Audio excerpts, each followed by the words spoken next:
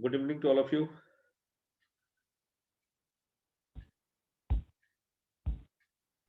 Good evening, sir. Yeah, good evening, sir.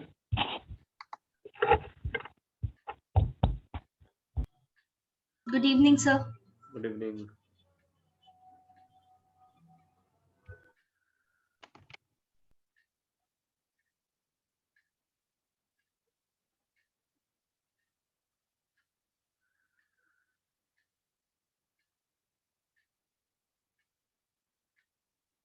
All right, so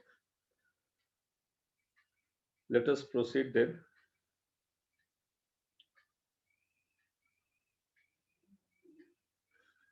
See, in our last class, we were discussing about the role of RBI, and there I discussed with all of you the various roles of RBI, all right, which included the major issues like the monetary policy, and then afterwards how monetary policy is executed by the RBI. And there only I discussed also various aspects regarding the role of RBI. So today I'll be briefly discussing the issue with of course, the concept of inflation, and then finally the issue with the non-performing assets. See, now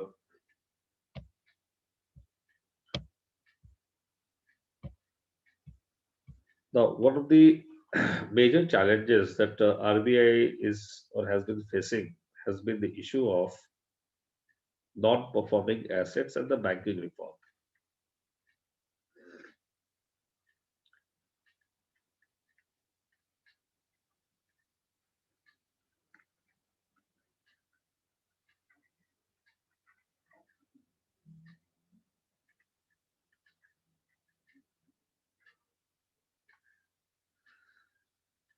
So see,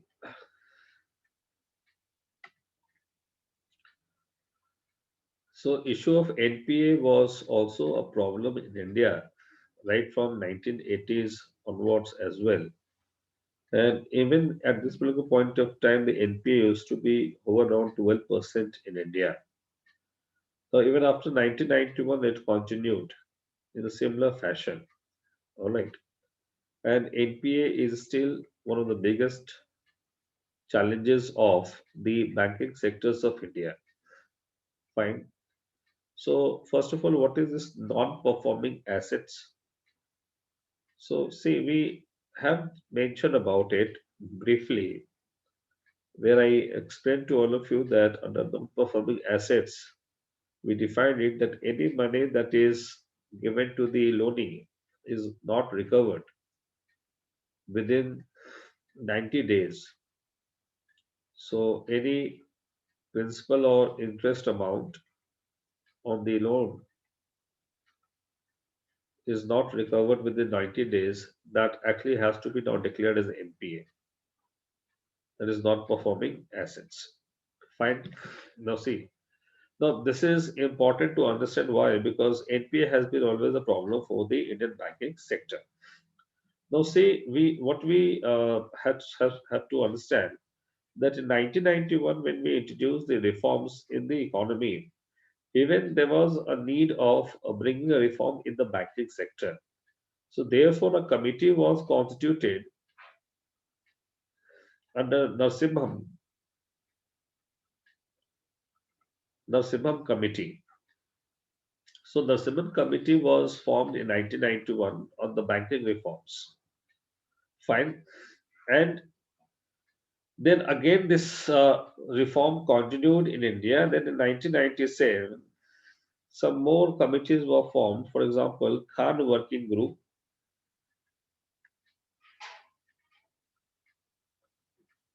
and then in 1998, again the Simon Committee was reconstituted.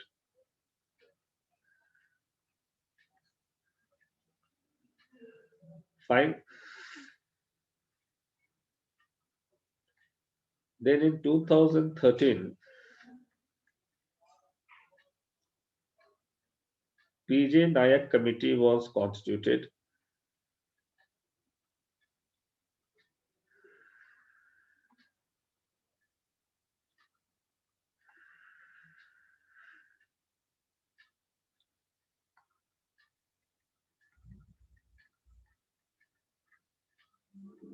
Then Urijit Patel Committee was also there.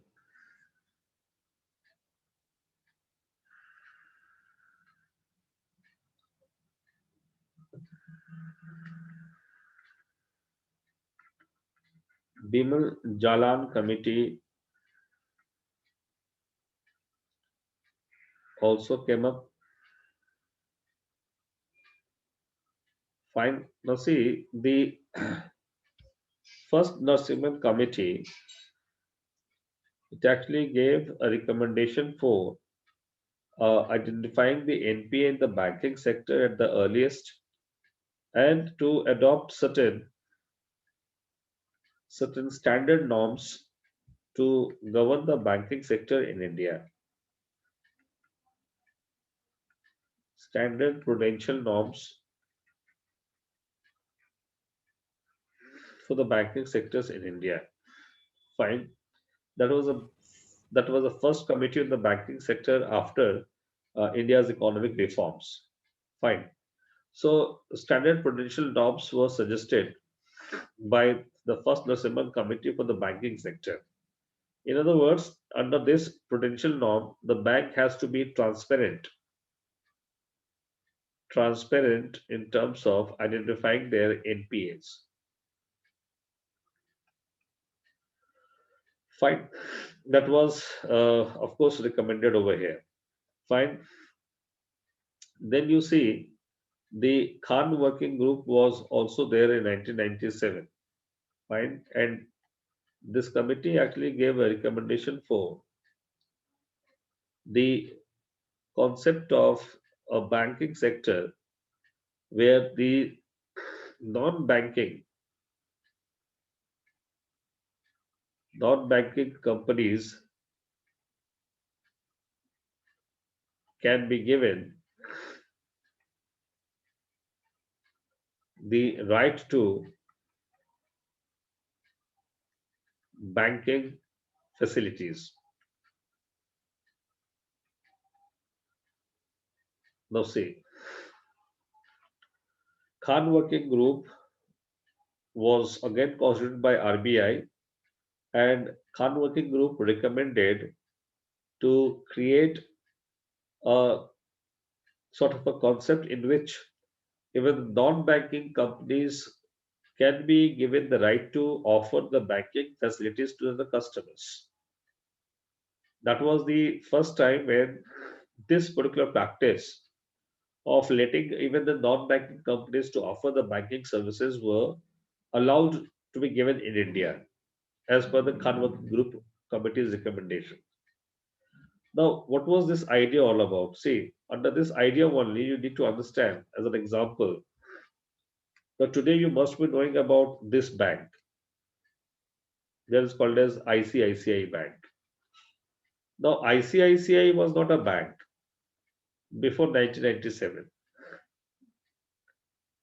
ICICI was only an institution for offering credit for the industries in India. ICICI was initially a non-banking financial company.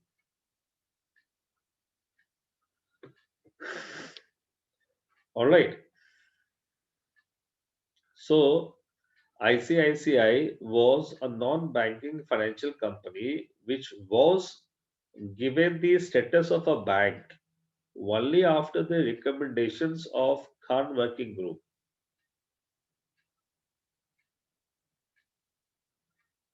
All right. So after this recommendation of Khan Working Group, ICICI was designated as a bank. So from 1998 onwards, ICICI started acting as a bank in India.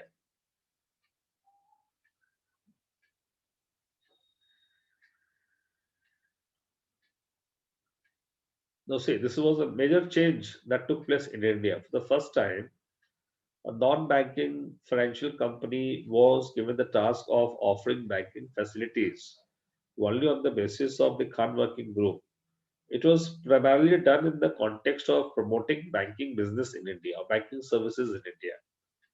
Fine, because there has been in the past also there has been certain practices of offering banking services to the people, but definitely there was a limitation with the commercial banks in terms of penetrating into the remote areas of India.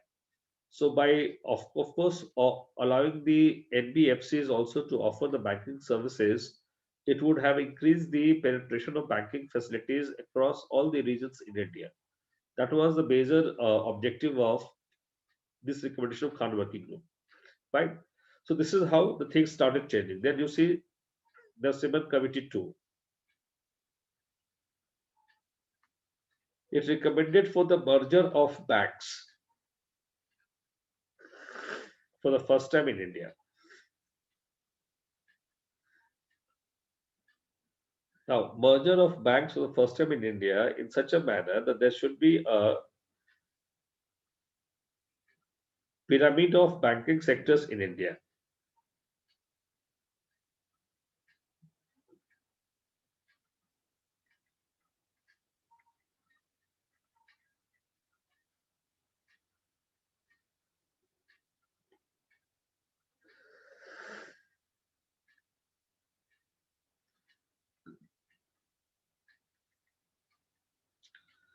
Pyramid of banking sectors in India.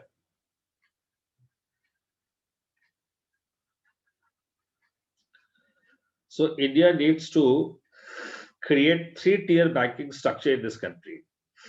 Three-tier.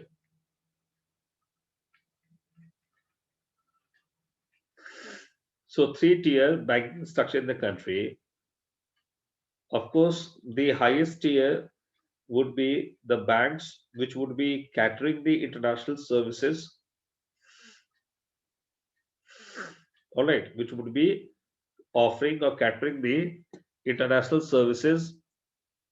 The international services includes the global trade and commerce, lending for the global activities, providing insurance coverage for trade and commerce,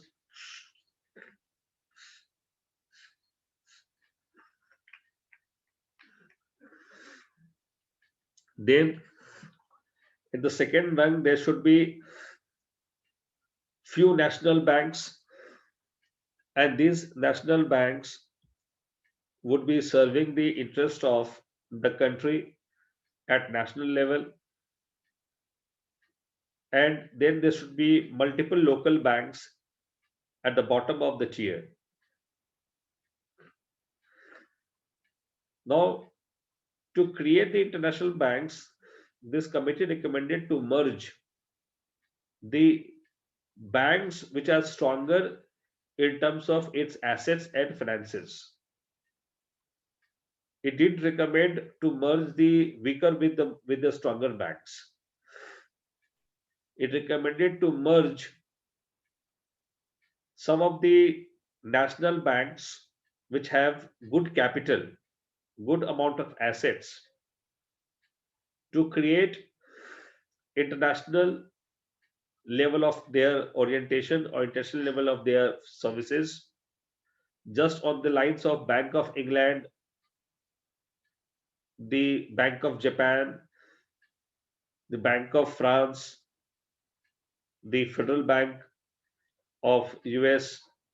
So on the lines of these banks, India should also have a bank which should have a stronger international presence.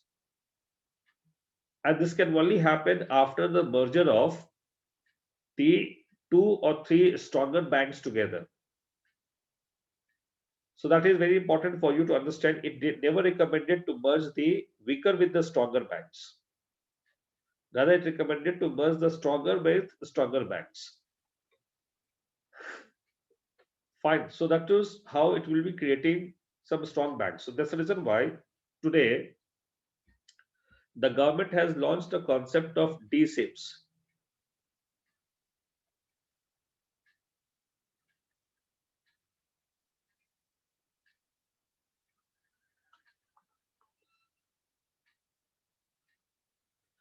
Now, DSIPs.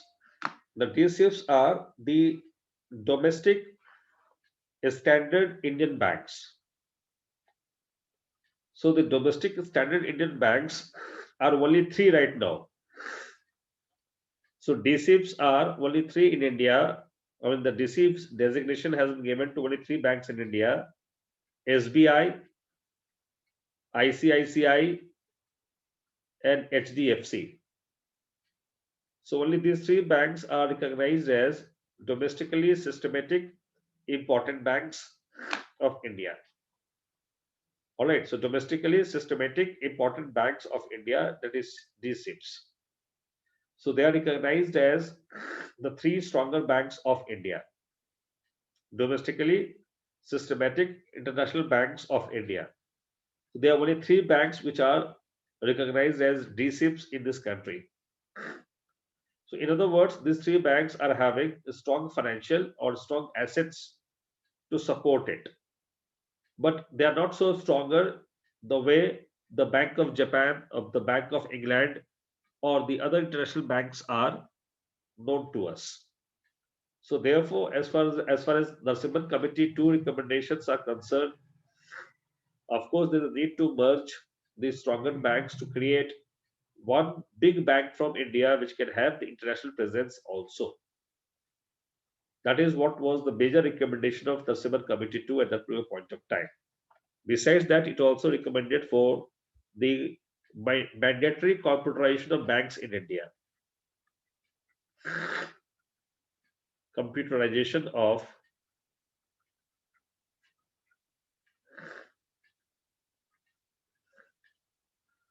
banks in India. All right, so mandatory computerization of banks in India was also recommended by the Simon Committee 2. Fine. Then next committee was the PJ Nayak Committee. The PJ Nayak Committee recommendation was in the context of strengthening the board of management which functions within the bank. So it was more upon the administrative reform in the banking sector. So PJ Nayak Committee recommended to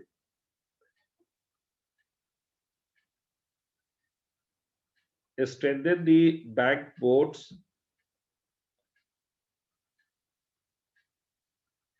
and their control over the banking decisions, the banking management, basically. So as per this committee, the interference of the government should not be there in the bank, and the bank should be governed as per the resolution passed by the boards within the bank. Fine, that was the recommendation of PJ Nayak Committee. Then subsequently, Urjit Patel Committee recommendation was also there, which we have already discussed in the context of highlighting the monetary policy, inflation targeting, etc. Fine. Now, there only I also discussed with all of you that as per the Urjit Patel Committee recommendation only, a committee called APC was created. Monetary Policy Committee was created. And once it was created, the RBI was given the task of only the inflation management or targeting in this country. So the issue of the government borrowing by RBI came under question, that who will now borrow for the government to run its revenue or to run its account. So this issue was later on taken up by Bimal Jalan Committee. So Bimal Jalan Committee was there to look after the issue of the borrowing of money for the government by any other institution other than the RBI. Because if RBI was to be given only one function to be of course liable with, to be responsible with, then the other functions should be given to any third or maybe any new body. So in the light of that only, a concept of Bank Board Bureau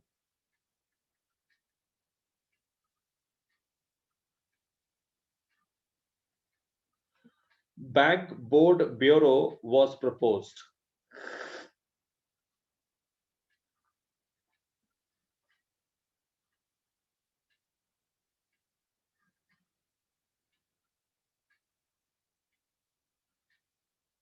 And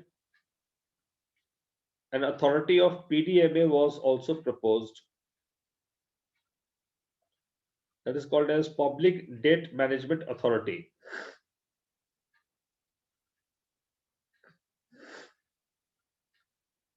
See, PDMA was an original idea of Bimal Jalan Committee, whereas Bank Board Bureau was initially recommended by PJ Nayak only.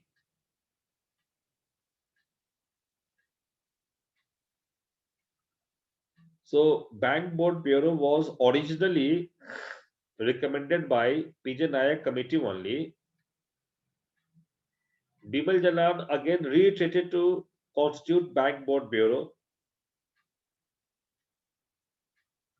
And the new idea of this committee was to create PDMA as well. And what was PDMA? PDMA was Public Debt Management Authority.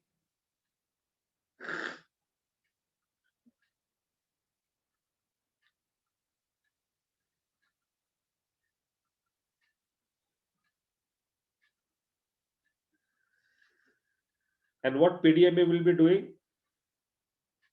PDMA would be looking after the need of the government borrowing. Public Debt Management Authority would be responsible for the borrowing by the RBI on the behalf of the government.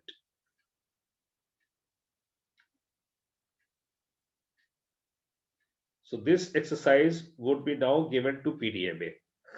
So PDMA would be another body, a parallel body to RBI. And this body will be responsible for the government borrowing practices, which earlier used to be looked after by RBI.